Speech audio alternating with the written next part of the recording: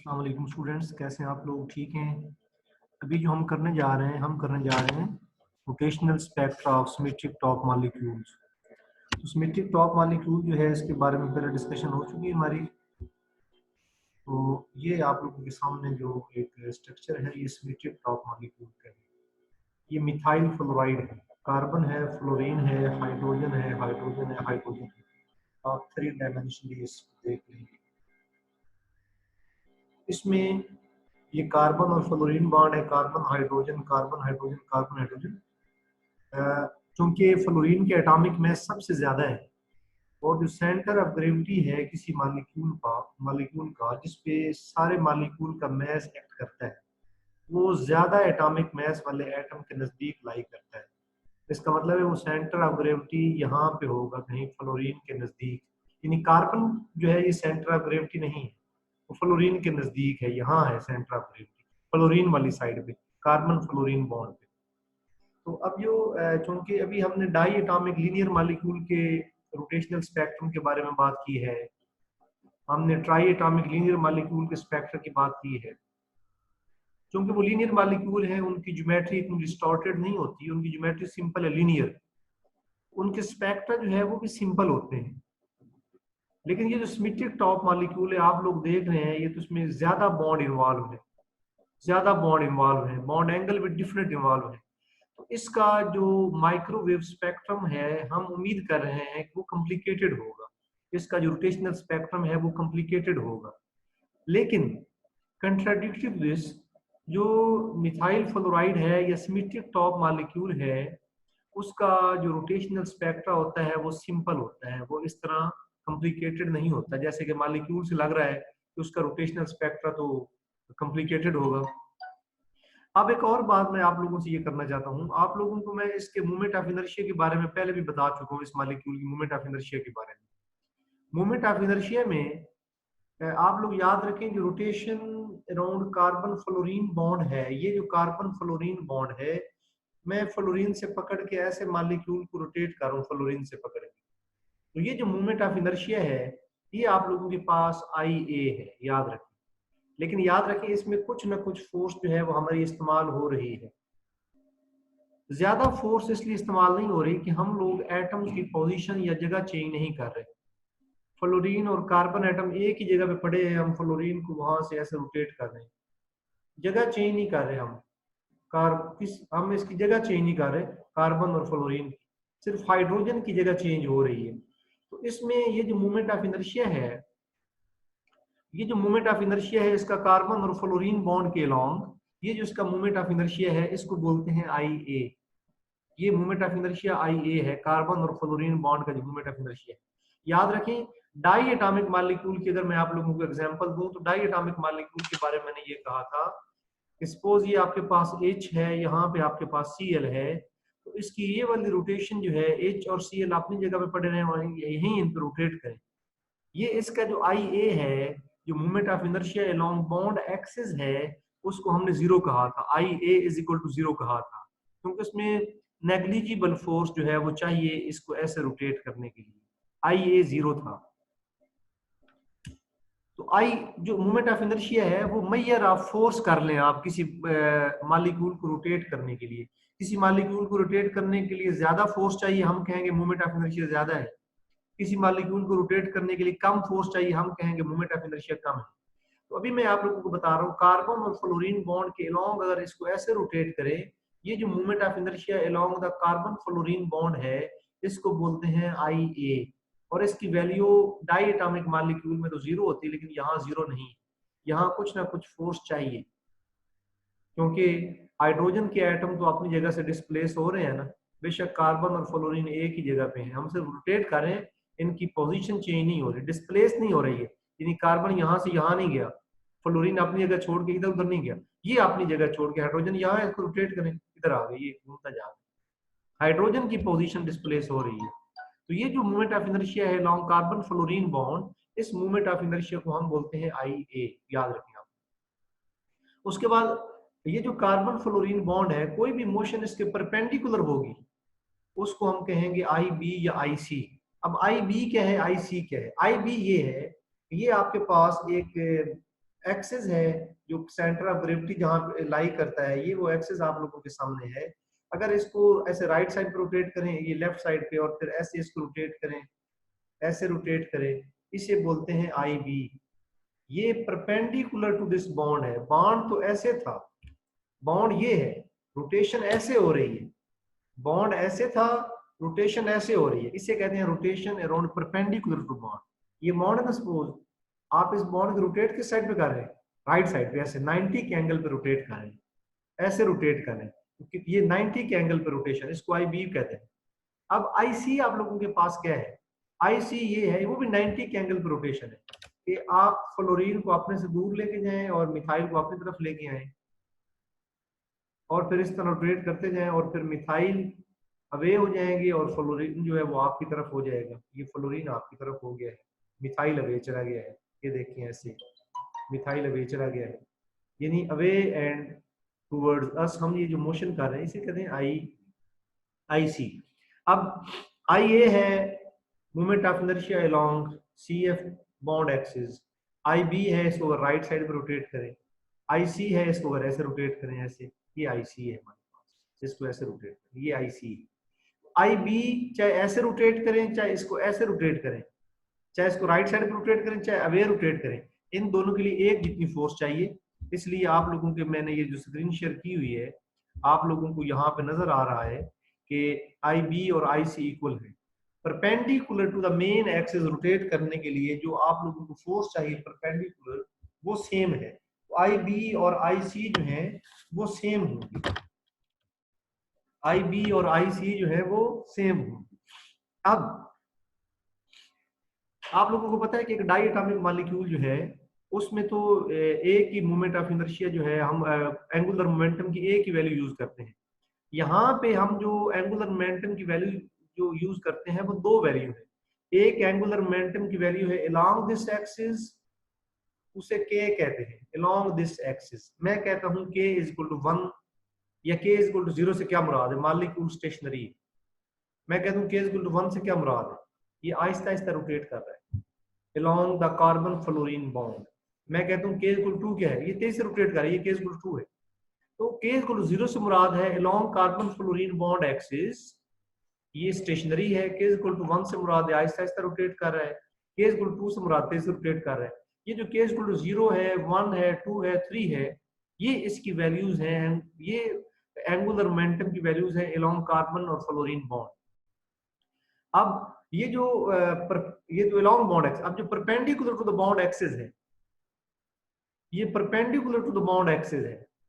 अगर मैं कहूं उसको आप कुछ कह लें, आप उसको, आपकी ये जो नोट्स है इनमें कुछ नहीं कहा गया, आप उसको एल कह लें, एल। जब एल इज इक्वल टू 0 इसका मतलब इस तरह कोई रोटेशन नहीं हो, ऐसे stationary. L is equal to 1 से मुराद है ऐसे रोटेशन हो रही है, आहिस्ता आहिस्ता ऐसे रोटेशन हो रही है। एल इज इक्वल टू 2 से मुराद है तेज से रोटेशन हो रही है। तो याद रखें k इज इक्वल टू 0, 1, 2, 3, ये एंगुलर मोमेंटम की वैल्यूज हैं कार्बन फ्लोरीन बॉन्ड एक्सिस के along. L is equal to 0, 1, 2, 3, ये वैल्यूज हैं एंगुलर मोमेंटम की perpendicular to the bond axis, ये values perpendicular to the bond axis, ये वाली वैल्यूज ये। आप बात, एक और बात आप लोग याद रखें, जो टोटल एंगुलर मोमेंटम है अलोंग दिस एक्सिस जिसको k कहा है, और angular momentum along this axis जिसको l कहा है, इनका जो सम है ना वो कैपिटल J के इक्वल होता है। याद रखें, इनका सम जो है कैपिटल J के इक्वल होता है। और एक बात याद रखें, जाहिर है जो कैपिटल J है वो सम है किसका, angular momentum along carbon fluorine bond axis, angular plus angular momentum perpendicular to carbon fluorine bond axis, perpendicular to the carbon fluorine bond axis. जो कैपिटल J है वो इन दोनों का सम है। अब मेरी बात सुने, सपोज आप लोगों के पास जो कैपिटल J है उसकी वैल्यू 3 है, कैपिटल J की वैल्यू अगर आप लोगों के पास 3 है और L की वैल्यू 0 है, कैपिटल L की वैल्यू 0 है। अब जैसा कि मैं आप लोगों को ये बता रहा हूं कि अगर आप लोगों के पास कैपिटल J जो है वो आपके पास है, क्या क्या है, angular momentum along the carbon fluorine bond axis plus angular momentum perpendicular to carbon fluorine bond axis, ये है K प्लस L। अब अगर J की वैल्यू आपके पास 3 है और L आपके पास 0 है, तो K की वैल्यू क्या होगी वो आप लोग बता सकते हैं। जाहिर है K की वैल्यू 3 होगी, और ये बात मैं आप लोगों को बताता हूं कि इसका मतलब क्या है। L की वैल्यू 0 से मुराद है कि मॉलिक्यूल ऐसे रोटेट नहीं कर रहा, परपेंडिकुलर टू द बॉन्ड ऐसे रोटेट नहीं कर रहा, स्टेशनरी है। L की वैल्यू हो गई 0। K की वैल्यू 3 से मुराद है कि मॉलिक्यूल ऐसे रोटेट कर रहा, ऐसे रोटेट कर ही नहीं रहा, स्टेशनरी है, सिर्फ ऐसे मॉलिक्यूल रोटेट कर रहा है, और ऐसे रोटेट करते हुए मॉलिक्यूल तीसरे लेवल में। और आपको पता है K इक्वल टू 0 से मुराद क्या है, स्टेशनरी। K इक्वल टू 1 से मुराद आहिस्ता आहिस्ता रोटेट कर रहा है, 2 से मुराद तेज से, K इक्वल टू 3 से मुराद और तेज से रोटेट कर रहा है। तो ये देखें आप, J की वैल्यू 3 हो तो L की वैल्यू, और अगर J की वैल्यू 3 और अगर L की वैल्यू 0 है तो K की वैल्यू जो है वो आप लोगों के पास 3 हुई। अब मैं बताता हूं, सपोज आपके पास, पहले तो आप लोगों के पास जो है वो perpendicular to the bond axis कोई रोटेशन नहीं था, स्टेशनरी था मॉलिक्यूल, इसलिए L 0 कहा है और K 3 है। अब अगर L की वैल्यू 1 हो जाए, L की वैल्यू 1 हो जाए, इसका मतलब ये है molecule perpendicular to the this axis rotate करना शुरू कर दे, perpendicular to this axis rotate करना शुरू कर दे पहले लेवल में। तो इसका मतलब है L की वैल्यू अगर 1 होगी तो K की वैल्यू क्या होगी, 2। वजह क्या है, K की वैल्यू 3 क्यों नहीं रही, क्योंकि L और K दोनों का सम जो है ना वो 3 है। तो अगर जाहिर है L हमारे पास 1 है तो K 2 होगा। अब इसका मतलब क्या है, इसका मतलब है कि perpendicular to the bond axis move करते हुए जो मॉलिक्यूल है वो L इज इक्वल टू 1 में मौजूद है, यानी आहिस्ता आहिस्ता रोटेट कर रहा है, और along the bond axis molecule K is equal to 2 में मौजूद है, यानी K 0 से मुराद होता है स्टेशनरी, 1 से मुराद आहिस्ता आहिस्ता, K 2 से मुराद तेज, यानी molecule along the bond axis rotate करते हुए दूसरे लेवल में है, perpendicular to the bond axis rotate करते हुए मॉलिक्यूल पहले लेवल में, क्योंकि टोटल इनका जो सम है वो आप लोगों के पास 3 होता है। इसका मतलब है यूं जो motion perpendicular to the bond axis बढ़ती जाएगी, जो मॉलिक्यूल की movement along the bond axis है वो कम होती जाएगी। ये देखें, यही साबित हो रहा है। J इज इक्वल टू अगर आपके पास 3 है और आपके पास L की वैल्यू आपके पास 1 है, L की वैल्यू आपके पास 2 है, तो आपके पास जो K की वैल्यू है वो आपके पास होगी 1, क्योंकि ये L और K का जो सम है वो आप लोगों के पास 3 है। अब इसका मतलब क्या है, इसका मतलब ये है कि molecule perpendicular to the bond axis rotate करते हुए L इज इक्वल टू 2 में है, दूसरे लेवल में, और along the bond axis rotate करने के लिए पहले लेवल में। यूं जो motion rotation perpendicular to the bond axis बढ़ती है, rotation along the bond axis कम होती जाती है। अच्छा, एक बात ये होगी। दूसरी बात जो मैं आप लोगों से करने लगा हूं, सपोज आप लोगों के पास J इज इक्वल टू जो K है इसकी जो वैल्यूज हैं वो डीजेनरेट हैं।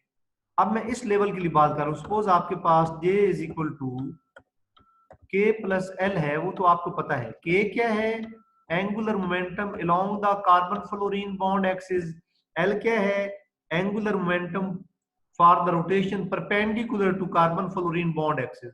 और अगर आपके पास J की वैल्यू 3 हो और हम L की वैल्यू जो है उसको हम रिस्ट्रिक्ट कर दें 0 पे, L की वैल्यू 0 कर दें, तो हमारे पास जो K की वैल्यू है वो हमारे पास 3 आएगी। K की वैल्यू हमारे पास 3 आएगी। अब ये जो K की वैल्यू 3 है, याद रखें इसमें आगे डीजेनरेसी है, 2J प्लस 1, 2J प्लस 1, 3 यहाँ पे पुट करें, 3 2s are 6 प्लस 7, वो क्या है। अब 7 जो है, जो 3 है वो उसकी डीजेनरेसी लेवल 3 7 कैसे हो सकता है, वो ये इस तरह हो सकता है, देखेंगे -3 -2 -1 0 +1 +2 +3। अब मैं आपसे कहता हूं जी कि इसको एक्सप्लेन अगर किया जाए तो कैसे कर सकते हैं। जब मैं आप लोगों से ये कहता हूं कि J की वैल्यू 3 है और L 0 है, इसका मतलब है perpendicular to the bond axis rotation हो ही नहीं रही। L इक्वल टू 0 से मुराद ये इस तरह रोटेशन हो रही है और मॉलिक्यूल जो है वो K इज इक्वल टू 3 में मौजूद है। जाहिर है K की वैल्यू 3 है, अलोंग द बॉन्ड एक्सिस तीसरे लेवल में मौजूद है। अब इसका मतलब इसमें अब दो वैल्यूज हो सकती हैं, +3 या -3। +3 से मुराद है क्लॉकवाइज, -3 से मुराद है एंटी क्लॉकवाइज, एंटी क्लॉकवाइज। अब अगर J की वैल्यू जैसे यहां देखा है, J की वैल्यू 3 है और L की वैल्यू 1 हो और K की वैल्यू 2 हो, K की वैल्यू 2 जो है इसका मतलब है मॉलिक्यूल दूसरे रोटेशनल लेवल में मौजूद है। K इज इक्वल टू +2 से मुराद है मॉलिक्यूल ऐसे रोटेट कर रहा है, -2 से मुराद है ऐसे रोटेट कर रहा है, क्लॉकवाइज और एंटी क्लॉकवाइज। और L की वैल्यू आपको पता है, वो तो हमने यहाँ कहा है कि वो 1 है। L की वैल्यू 1 हो तो K की वैल्यू 2 होगी ना। इसके मतलब है L की वैल्यू हमारे पास 1 है कि मॉलिक्यूल ऐसे रोटेट करते हुए तो पहले लेवल में मौजूद है, ऐसे रोटेट करते हुए दूसरे लेवल में मौजूद है, और यहाँ आगे दो चीजें +2 -2, +2 मीन ये, -2 मीन ये आपके पास डीजेनरेसी की सारी डिस्कशन हमने कर ली। अब जरा आगे हम देखते हैं, ये सारी डिस्कशन आप एक दफा पढ़ेंगे तो आप लोग आसानी से कर लेंगे। इन्होंने जो एंगुलर मोमेंटम परपेंडिकुलर मोशन के लिए उसको एल नहीं कहा, उसको सिर्फ perpendicular angular momentum for rotation around perpendicular axis कहा है। अब देखें यहां भी एक चीज जो है वो ये है कि हम लोग जब इसी एनर्जी निकालेंगे ना, जैसे आप लोगों को पता है डाई एटॉमिक मॉलिक्यूल की रोटेशन की एनर्जी निकालते हैं, तो डाई एटॉमिक मॉलिक्यूल आप लोगों के पास दो तरह के होते हैं। एक डाई एटॉमिक मॉलिक्यूल जो है वो रिजिड है और एक नॉन रिजिड है। और रिजिड डायटोमिक मॉलिक्यूल से मुराद है जब एटम्स के दरमियान बॉन्ड डिस्टेंस चेंज ना हो, उसे रिजिड डायटोमिक मॉलिक्यूल कहते हैं। और नॉन रिजिड कहते हैं जिसमें एक मॉलिक्यूल रोटेट करते हुए हकीकत में एक बॉन्ड इलास्टिक होता है। जब एक मॉलिक्यूल रोटेट कर रहा होता है तो एटम्स के दरमियान जो फासला है वो चेंज होता है। यहाँ पे हम सिंपलेस्ट केस लेंगे, हम जो सिमेट्रिक टॉप मॉलिक्यूल है, जो सिमेट्रिक टॉप मॉलिक्यूल ये है, वैसे तो हमें पता है कि कार्बन और फ्लोरीन ये जब रोटेट करेगा ना मॉलिक्यूल, बॉन्ड की लेंथ चेंज होगी। लेकिन अभी हम चूंकि सिंपलेस्ट केस ले रहे हैं, हम ये कहेंगे कि नहीं, ये तमाम के तमाम बॉन्ड रिजिड हैं, रोटेट करते हुए बॉन्ड लेंथ जो है इनकी चेंज नहीं होती। तो इस ऐसे मॉलिक्यूल के लिए जब बॉन्ड लेंथ चेंज ना हो, इसके लिए जो एनर्जी का एक्सप्रेशन है श्रोडिंगर वेव इक्वेशन सॉल्व करने से जो एनर्जी का एक्सप्रेशन है वो ये bj इंटू जे प्लस वन प्लस ए माइनस बी इंटू के स्क्वायर, ये एनर्जी का एक्सप्रेशन है।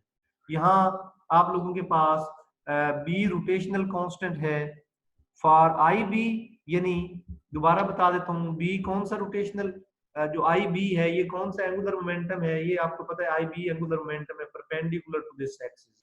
और आई ए कौन सा है, along the carbon fluorine bond axis, ये आपके पास आई ए है। और जो रोटेशनल कांस्टेंट बी है वो बनाया है perpendicular to the bond motion के लिए जो एंगुलर मोमेंटम की वैल्यू पुट करने से। और ए क्या है, वो है along the carbon fluorine bond axis, इसके लिए बनाया है, उसको ए कहा है। इसके लिए रोटेशनल कांस्टेंट है, याद रखिए। अब एक चीज जो है ये सिलेक्शन रूल देखें, सिलेक्शन रूल आप लोगों को एक्सप्लेन करने की जरूरत है। ये सिलेक्शन रूल आप लोग देखिएगा, सिलेक्शन रूल देखिएगा। सपोज अब मैं ये कहने लगा हूं, सपोज एक मॉलिक्यूल जो है वो J इज इक्वल टू 3 में है, जिसके लिए L की वैल्यू 0 है।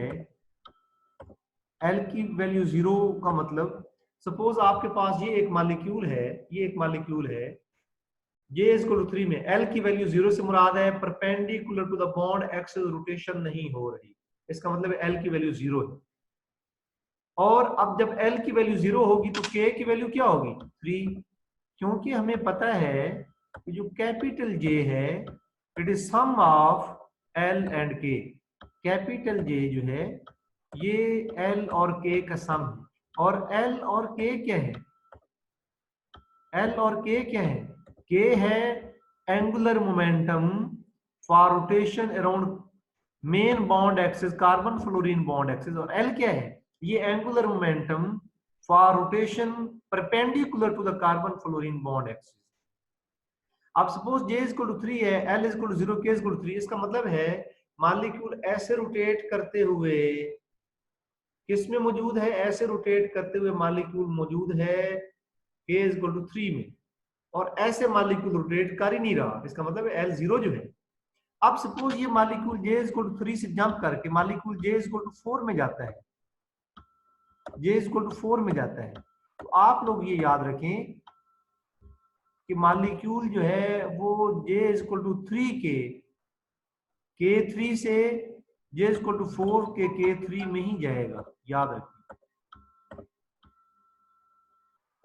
ये बात बड़ी इंपॉर्टेंट है। सपोज यहाँ पे मॉलिक्यूल है वो यहाँ पे K इज इक्वल टू 3 में मौजूद है, ऐसे टोटल J की वैल्यू 3 है, याद रखिए टोटल J की वैल्यू 3 है, मॉलिक्यूल यहाँ K इज इक्वल टू 3 में मौजूद है तीसरे लेवल में, और ऐसे तो मॉलिक्यूल रोटेट कर ही नहीं रहा था, याद रखिए मॉलिक्यूल ऐसे रोटेट कर ही नहीं।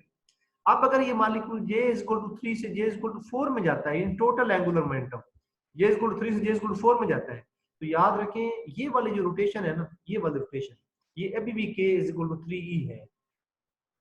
J इक्वल टू 3 के K3 से J इक्वल टू 4 के K3 में ही जाएगा, यानी इसमें कोई चेंज नहीं आएगा। J की वैल्यू में 1 का चेंज आया है +1, 3 से 4 में गया, और K की वैल्यू में कोई चेंज नहीं आया, delta K is equal to 0 है, K की वैल्यू में कोई चेंज नहीं आया। पहले जो तीसरे लेवल में रोटेट कर रहा था J इक्वल टू 3 में, J इक्वल टू 4 में भी अब तीसरे लेवल में ही रोटेट कर रहा है अलोंग द बॉन्ड एक्सिस, कोई चेंज नहीं आया, याद रखें अब भी इसमें कोई चेंज नहीं आया।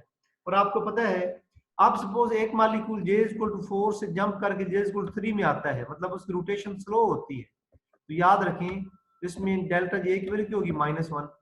और अगर अब J इक्वल टू 4 में मॉलिक्यूल K3 में रोटेट कर रहा था, तो वापस आते हुए भी J इक्वल टू 3 के भी तीसरे लेवल में ही रोटेट कर रहा हो, K इक्वल टू 3 में रोटेट कर रहा होगा, J इक्वल टू 4 के K3 में है, जब जंप करके J इक्वल टू 3 में आएगा उसके भी K3 में रोटेट करेगा।